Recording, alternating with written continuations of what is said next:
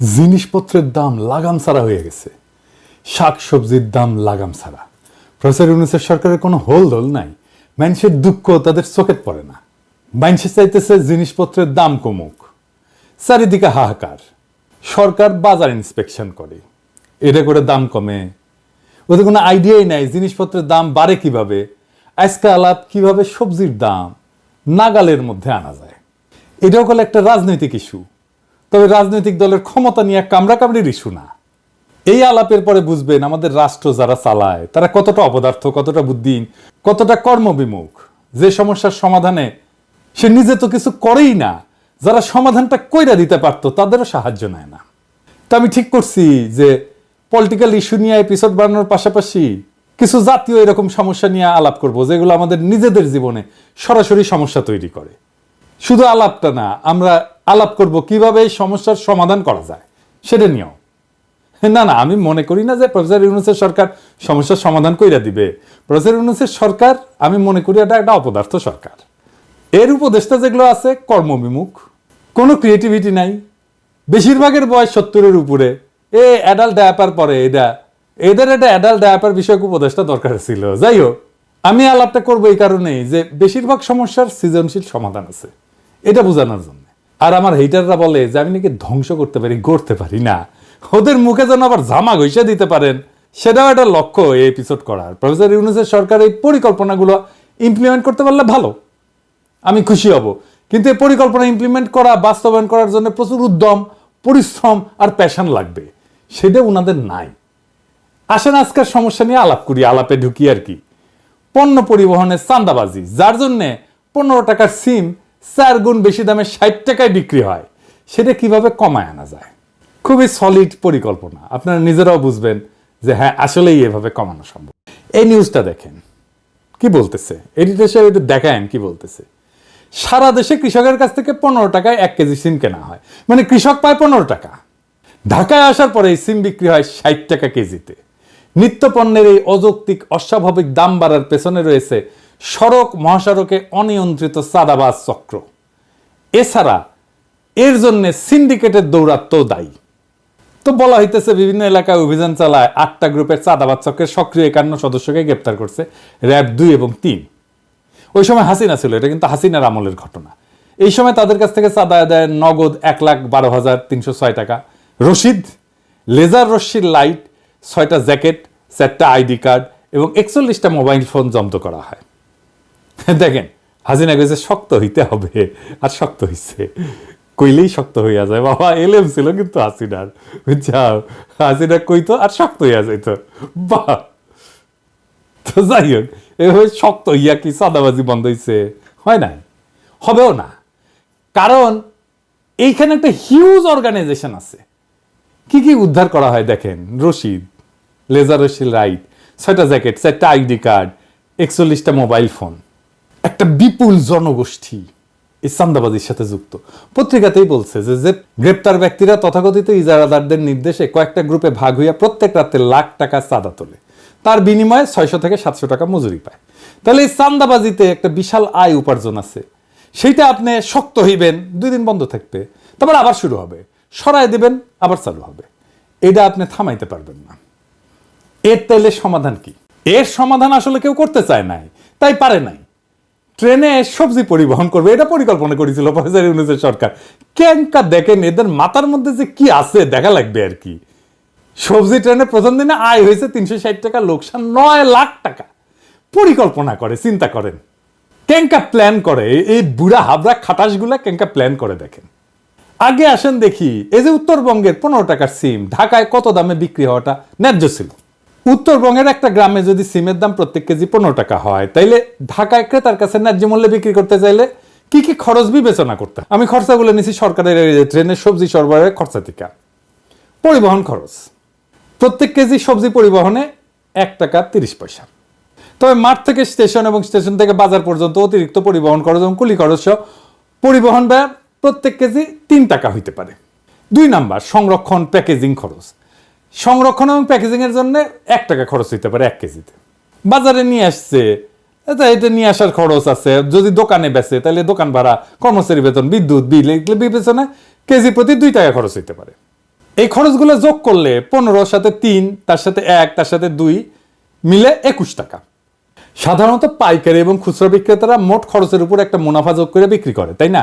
তো ধরা যাক মোট খরচের উপরে 20% মুনাফা যোগ করা হইল, তাইলে 4 টাকা 20 পয়সা হয় আর কি, 21 টাকার 20%।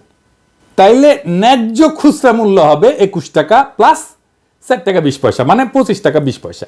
তার মানে ঢাকায় ক্রেতার কাছে সিমের ন্যায্য খুচরা মূল্য প্রত্যেক কেজি 25 থেকে 26 টাকার মধ্যে হওয়া উচিত। এটা যদি 30 টাকাও হয় তাও এখনকার অর্ধেক দামে নেমে আসে কিন্তু দাম। এখন এই যে চান্দাবাজের সিন্ডিকেট, সে আসলে 15 টাকার 1 কেজি সিমে 34 থেকে 35 টাকা চান্দা নিচ্ছে, বিনা শ্রমের বিপুল আয়। আপনি এটা মাইরা বন্ধ করতে পারবেন? পারবেন না। জেলে নিয়ে বন্ধ করতে পারবেন? এত লোককে জেলে নেবেন কেমনে? জেলে নেবেন নতুন লোক এসে বসবে ওইখানে। এই টাকাই যায় পুলিশের কাছে, স্থানীয় রাজনৈতিক নেতার কাছে, র্যাবের কাছে, মস্তানের কাছে। এইটা একটা মাফিয়া সিন্ডিকেট। মাথায় রাখবেন, মাফিয়া সিন্ডিকেটের অপারেটিং কস্ট খুব হাই, এই জন্যে নিষিদ্ধ মাদকের দাম বেশি হয়।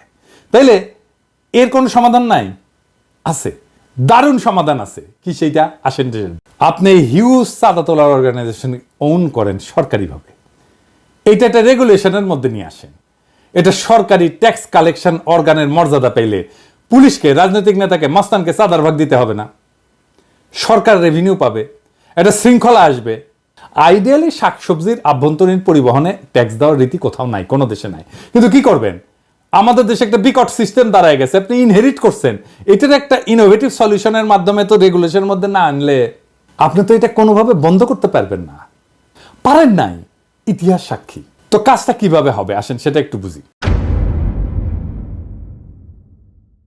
কারা কারা চাঁদা তোলে তাদের তালিকা পুলিশের কাছে অবশ্যই আছে, না থাকলে তালিকা করতে হবে, এদেরকে ডাকতে হবে, মানে নেতাদেরকে বলতে হবে ভয় নাই, ডর নাই, সরকার তোমাদেরকে সাহায্য করবে, এই কাজটাকে অফিসিয়াল করে দেবে, তোমরা সরকারি কাজের সহায়ক হিসেবে মর্যাদা পাবা, তোমাদের এই চাঁদা কালেক্ট করার সিস্টেম করে দেবো, ইলেকট্রনিক পেমেন্ট আর বারকোড প্রিন্টিং একই সাথে চলবে।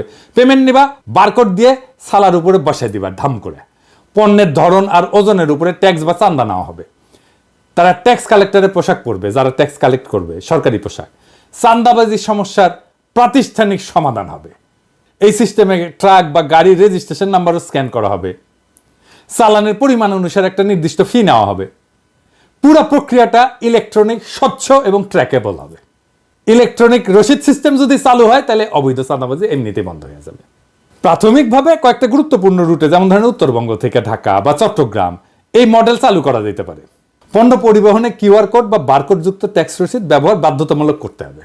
সরকারি ডেটা সিস্টেমে তাহলে প্রত্যেকটা পরিবহন এবং পণ্যের হিসাব স্বয়ংক্রিয়ভাবে অন্তর্ভুক্ত হয়ে যাবে। এই ডেটা ব্যবহার করে পণ্য সরবরাহের মানচিত্র তৈরি করা যাবে, যা বাজারের পর্যবেক্ষণ এবং পরিকল্পনায় সহায়ক হবে। এইভাবে যারা চাঁদা কালেক্ট করে, ওইখানে স্থানীয় রাজনৈতিক নেতা হোক বা এই যারাদার হোক, যেই হোক, ট্রাক ড্রাইভার ইউনিয়ন হোক, বাজার সিন্ডিকেট হোক, তাদের সাথে চুক্তি করতে হবে। তাদেরকে সরকারি কর্মচারীর মতো দায়িত্ব দিয়ে স্বচ্ছতার মধ্যে আনতে হবে এবং এর মধ্যে দিয়ে একটা আধুনিক সাপ্লাই চেইন নেটওয়ার্ক তৈরি হবে। এবং যেখানে এই যে মধ্যস্থতাকারী, যেগুলো যারা মূল টাকাটা খেয়ে নেয়, তাদের সংখ্যা কমে যাবে। সরাসরি কৃষক থেকে ভোক্তার কাছে পণ্য পরিবহন হবে। এতে কি সুবিধা হবে? চাঁদাবাজি এবং অযৌক্তিক যে সিন্ডিকেট কার্যক্রম, এটা বন্ধ হবে। রাজস্বটা সরকার পাবে।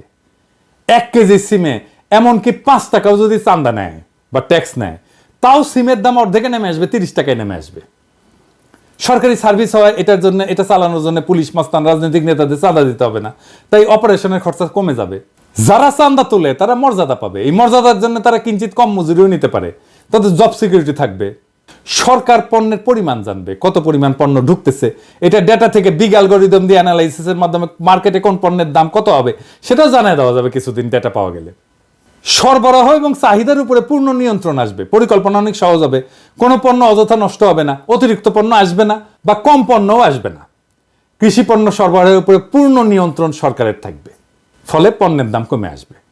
বাজার ব্যবস্থাপনা অনেক কার্যকর হবে। কৃষক এবং পরিবহন শ্রমিকেরা দীর্ঘমেয়াদী আর্থিক সুরক্ষা এবং মর্যাদা পাবে। আমি পলিটিক্যাল অ্যানালিস্ট না, রাজনৈতিক বিশ্লেষক না। অনেকে বলে আমি বিশ্লেষণ করি না, আমি অ্যাক্টিভিস্ট।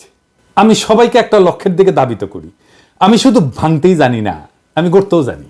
আপনারাই সাক্ষী, আমি অনেক পরিকল্পনা দিছি, অনেক সৃজনশীল পরিকল্পনা দিছি নানা ক্ষেত্রে, অনেক সৃজনশীলভাবে সমস্যার মূলে গিয়া গইড়া দিতে জানি।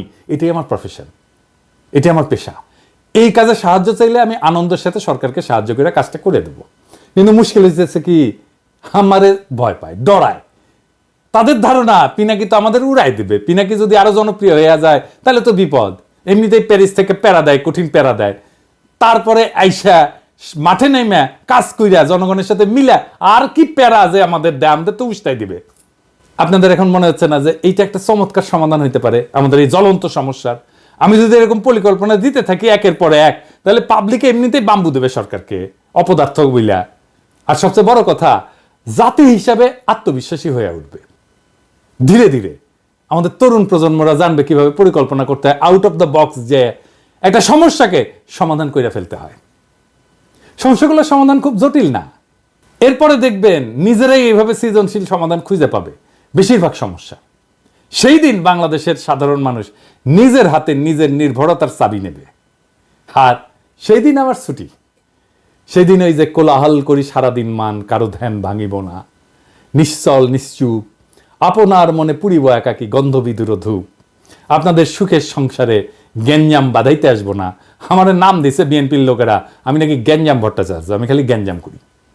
তবে আমি বাঙ্গু এলিটদের কাছে মূর্তিমান আপদ হিসেবে বিবেচিত হইলেও বাংলাদেশের সাধারণ মানুষ আমার কথা মনে রাখবে অনেকদিন। ওইটাই আমার বিজয়, ওইটাই বাংলাদেশের সাধারণ আম জনতার বিজয়, ওইটাই বাংলাদেশের দরিদ্র মানুষের বিজয়, যাদের বিজয় বাঙ্গু এলিটেরা ছিনাই নিছে বারে বারে। ওরা একদিন ঠিকই নিজের বিজয়কে নিজেই রক্ষা করতে পারবে। সেই দিন আমাদের মুক্তি। ইনকিলাব জিন্দাবাদ।